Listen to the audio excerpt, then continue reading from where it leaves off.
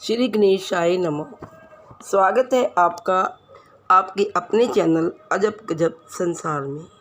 दोस्तों, आज हम इस वीडियो में बात करेंगे गणेश चतुर्थी पर्व के महत्व के बारे में, शुभ मुहूर्त के बारे में, मूर्ति स्थापना के बारे में एवं पूजा विधि तथा प्रतिमा के विषय में।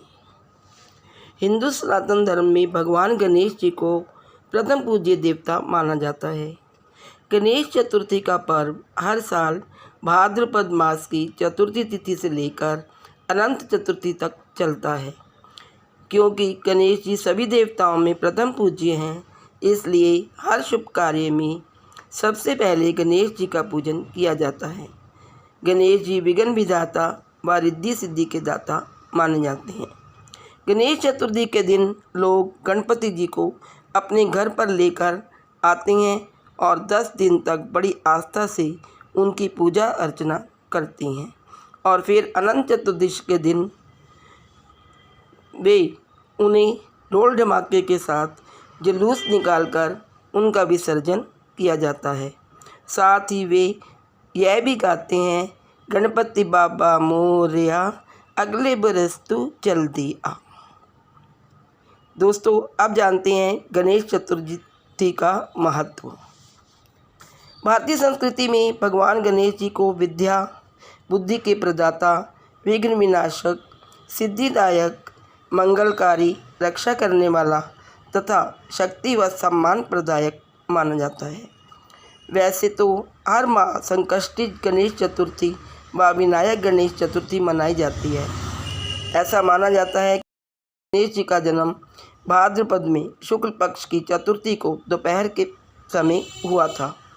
इसलिए पूरे 10 दिन तक इस पर्व को बड़ी श्रद्धा व आस्था के साथ मनाया जाता है।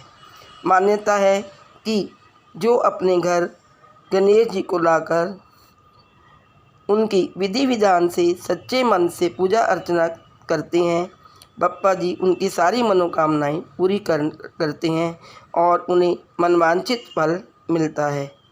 वे उनके सारे कष्ट, विघ्न व रोग आदि दूर कर देते हैं।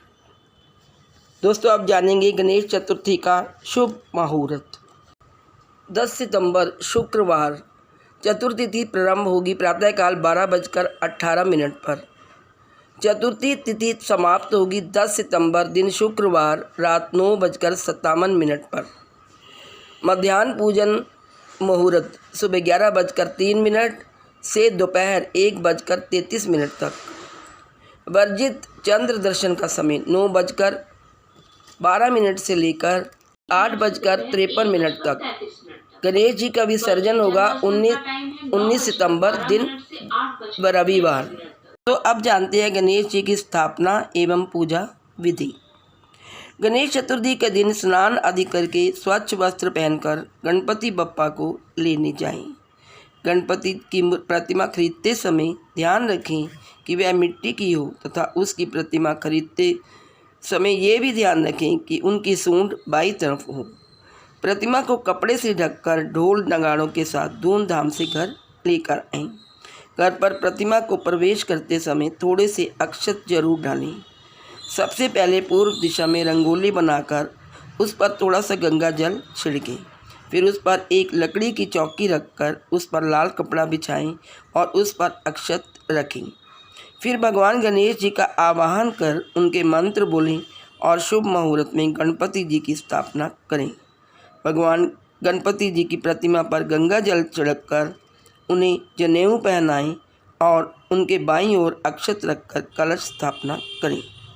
कलश पर स्वास्तिक बनाएं और आम के पत्ते व नारियल पर कलावा बांधकर कलश के ऊपर रखें।